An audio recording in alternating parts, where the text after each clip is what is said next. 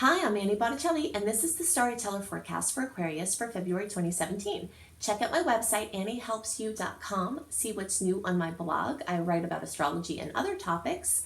I have just or am about to post a new series called Astrology and Crystals with crystals for each of your signs.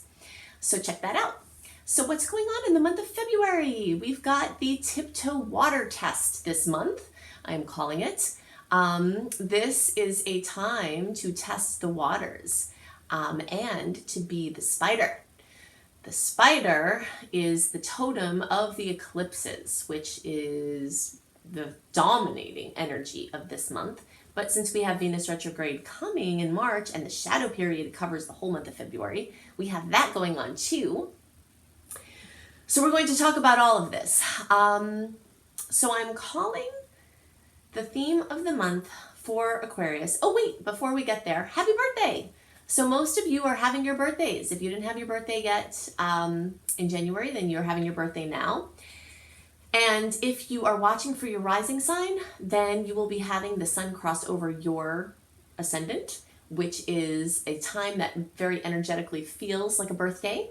So definitely check out my video, Making Wishes Come True, to see more about how you can use your solar return, which is your birthday wishes.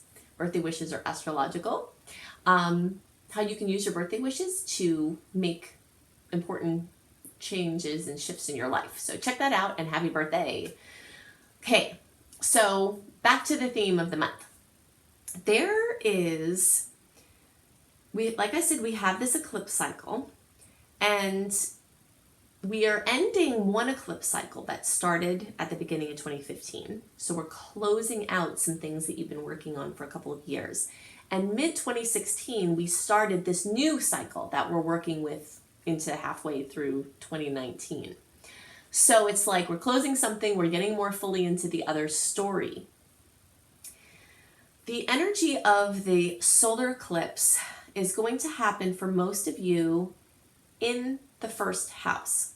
The first house has to do with your physical body. So I'm calling this the theme for this month for Aquarius, Sacred Body Temple, because remembering the divinity that's housed in your sacred body temple is something that can absolutely transform your life, and Spirit is placing a tremendous amount of energy in your first house.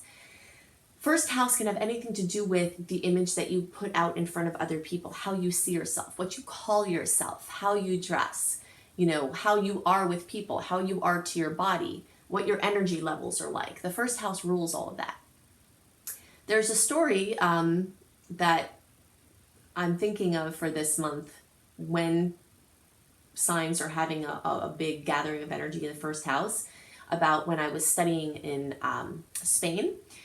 I studied many things in college, but I ultimately got my bachelor's degree in Spanish, and I finished my degree at the University of Madrid. And while I was there, I did some traveling into other places. So I went to France, and I went to one of many small, old, beautiful churches.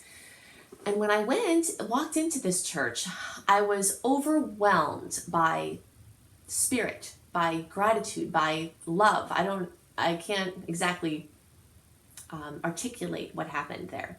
But I was so overcome by what people do to honor infinite spirit. When you walk into a holy place that was made by man, inspired by spirit, like a church, the stained glass, the architecture, the art, it's inspired by spirit. And it doesn't matter what denomination. The church that I went to is not the denomination that I resonate with, but it doesn't matter, because a holy place is a holy place, and connection with spirit is connection with spirit, whatever you call it. And this overwhelming just feeling of gratitude that came from looking at how people create something beautiful to honor spirit. I'm thinking of this for you now because most of us do not treat our sacred body temple, our personal church, like it's a holy place, we put foods in it, put things on it, do things with our bodies that are not very honoring of the God stuff that is housed in this sacred body temple.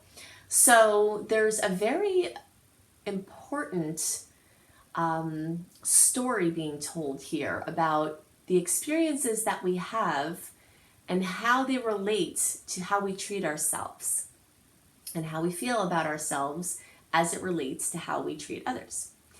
So you've got a huge opportunity here. So my affirmation for you this month is, I remember the divinity housed in my sacred body temple. Early degree Aquarius placements may have some of this opening come in the arena of finances, because the solar eclipse, which is on February 26th, it's a new moon in Pisces, is going to be right for you early degree placements. It's going to be right on the line between your first and second house. So every Aquarius has a chance to experience it, what I've just talked about in the first house, this physical body transformation of many different kinds. But the early degree placements, you could equally have, instead of or simultaneously, this opening with something having to do with finances and your values, what you value, where you put your time, how you make your money, and anything having to do with that sector. So for you, I have an additional affirmation, and actually all of you could use this one because most people will resonate with it. I attract avalanches of abundance. The second house has to do with financial abundance. And when you have a solar eclipse, it's a portal, it's an opening. You know, it's like a new moon in triplicate. When you have a new moon solar eclipse, it's like the potentials, the seed planting, the open doors of a new moon times 3. So there's this big opening that's occurring. And it could bring in more money. It could bring in more awareness of how you spend money. It could, have to do with you spending money more consciously. It could have to do with anything in that arena. Okay, so the lunar eclipse, which is on February 10th, this is a full moon lunar eclipse, 22 degrees of Leo. And this is happening for early and middle degree placements in the 7th house. Late degree placements and some of you middle degree placements could have that lunar eclipse in the 6th house. So just a reminder of early, middle, and late degree placements. The sun is in each sign for 30 days. The first 10 days that the sun is in a sign is the first third of the sign, and that is the early degree placement. So if you're in the first 10 days of the sun being in that sign, your early degree placement. Next 10 days, your middle degree placement. Last 10 days of the sun being in that sign, are the late degree placements. And this goes for your rising sign as well. So if you're watching for Aquarius rising, 0 to 9 degrees is early, 10 to 19 is middle, 20 to 29 is late.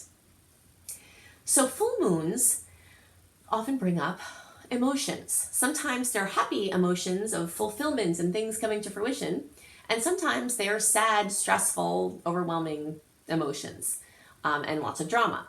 So the full moon eclipses act the same as these solar eclipses. They bring a full moon in triplicate. More drama, more stress, more coming to completion, more happiness, whatever it happens to be, times 3. So most of you are having this happen in your house of partnerships. So you can have something meaningful happen in one of your relationships. Something could happen for someone you're in a relationship with, not just romantic, someone in a close relationship of any kind. So someone close to you could have something going on that means, they need your attention because of it. Or you could get into a major argument and have something really big come up. Or it could be something wonderful that comes to fruition for you and your partner together. So the late degree placements, you'll have this fullness, this completion, this fruition, this possible drama, this emotion in your 6th house. The 6th house has to do with pets and animals, among other things. So you could have a pet that needs attention at this time. If you're watching this early and your pet is acting weird or something needs to get checked out, it would be good to be proactive with that. And the same goes for your health, because this is a health house. This has to do with ailments of your body and how your routine relates to the ailments of your body, and doctors and medical labs and diagnostics and things like that. So there could be some health drama or health breakthrough that comes through with this fullness. So those are the things that are specific for Aquarius. Now I want to talk more about this Venus retrograde. Venus rules love, beauty, and money, and things are going to be swirling up like this, things get swept under the rug with your relationship or your money issues. And then when Venus goes retrograde, you pull up the rug and all the stuff starts swirling around, for better and worse. You could find gems from the past that return to your relationships or money or something. You could even find something of value in your garage from a Venus retrograde.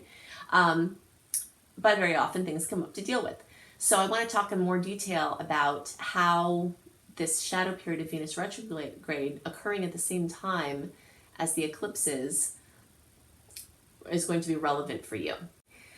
I'm calling the general theme of this month for all signs the tiptoe water test. When you go to the beach or somewhere where there's water, and rather than just jumping right into the water, you stick your toe in, just the tip of your toe, to see what the water temperature is.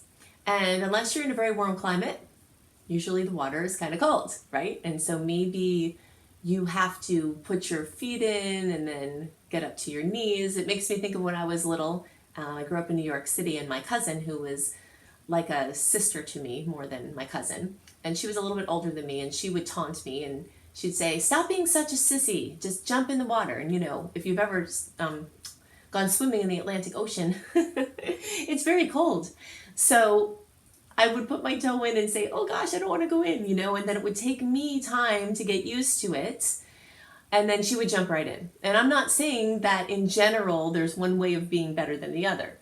But when we're talking about astrological rhythms at play, this is very poignant because there is a time to jump right in. And there's a time to do the tiptoe water test and go in and get used to it with your ankles, and then slowly go in and get used to it with your knees, etc. And that's the time that we're working with in February, because even though we technically don't have any planets, personal planets, meaning the ones closest to us, like Mercury, Venus, Mars, are usually the ones we talk about being retrograde, the personal planets, we don't have any of that happening technically in February. But we just got past Mercury retrograde and its shadow period, and we've started Venus retrograde shadow period. Venus goes retrograde from March 4th through April 15th. Venus retrograde happens around every year and a half.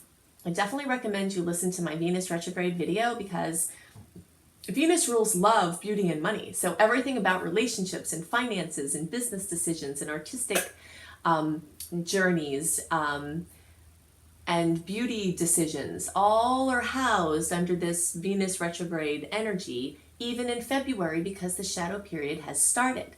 So I go into a massive amount of detail about what to do, what not to do, and why in that video that I'm not going to cover in this. So you definitely need to listen to that as a supplement to this video. And really pay attention to that for February, March, and April.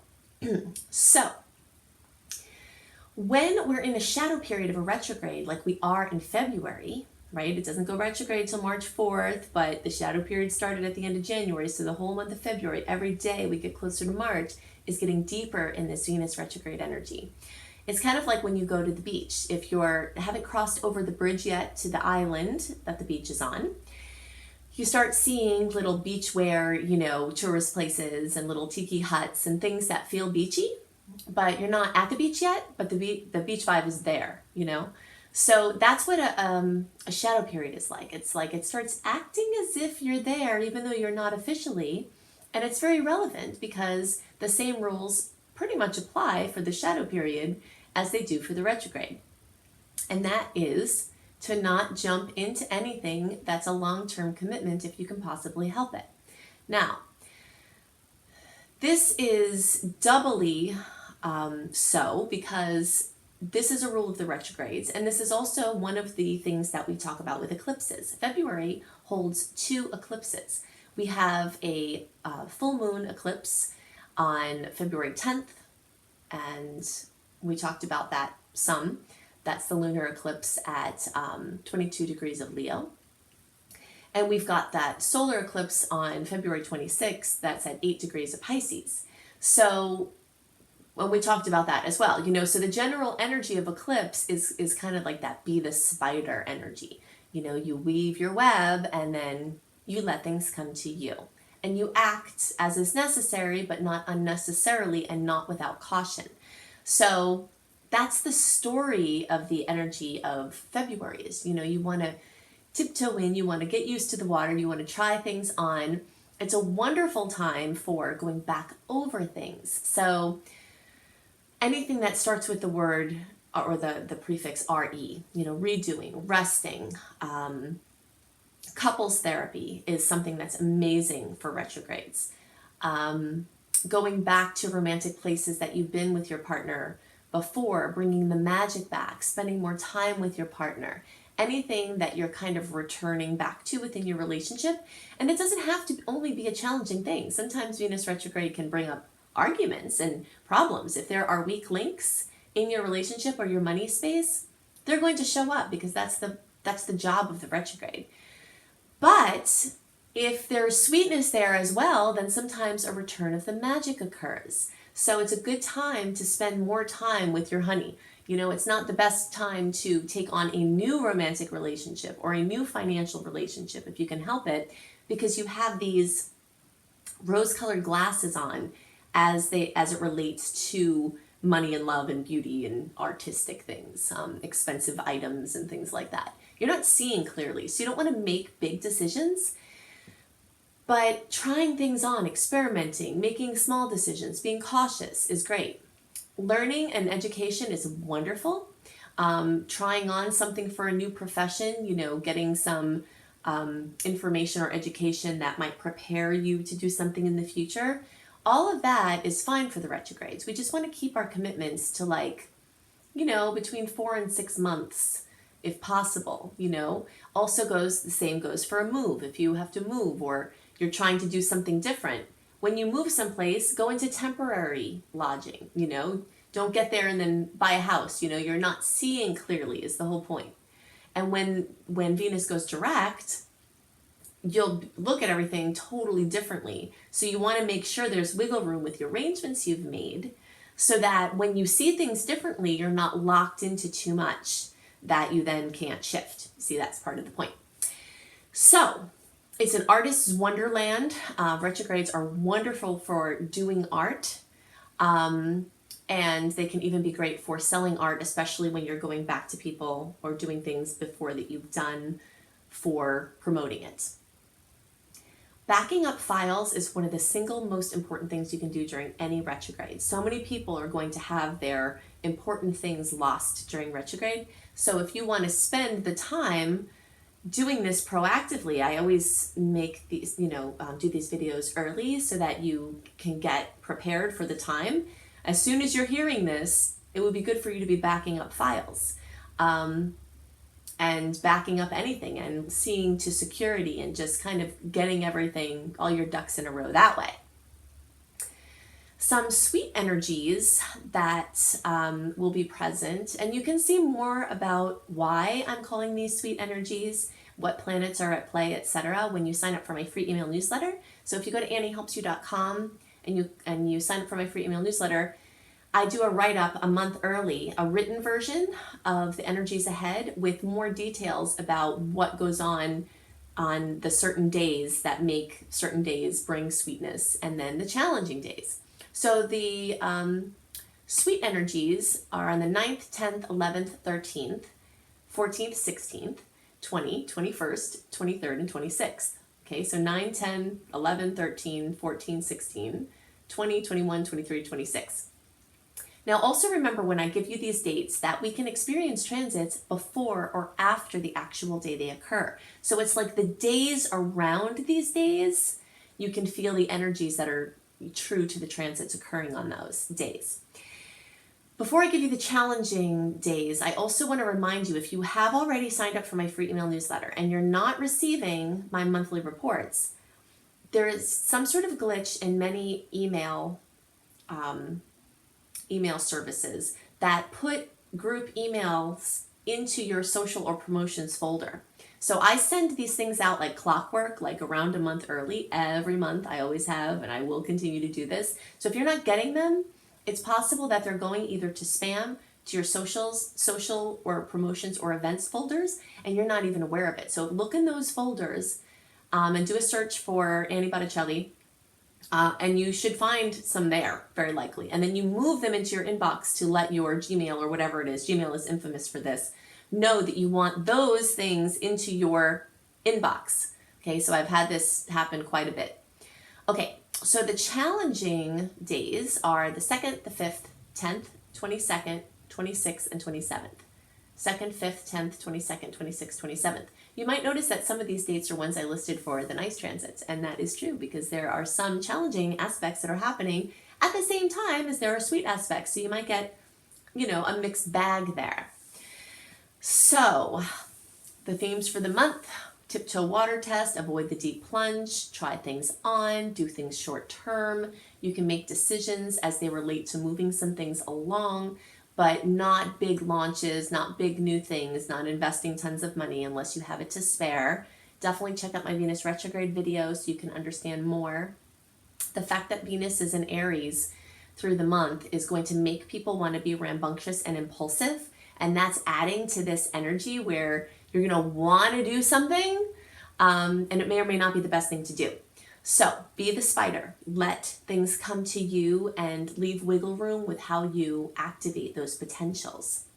Definitely go to my website, anniehelpsyou.com, see my offerings. I teach an astrology apprenticeship program, a course on creating successful online business if you want to be free of your geography and work online. I also have a new coach certification course that includes my online business course if you'd like to be a coach as your profession.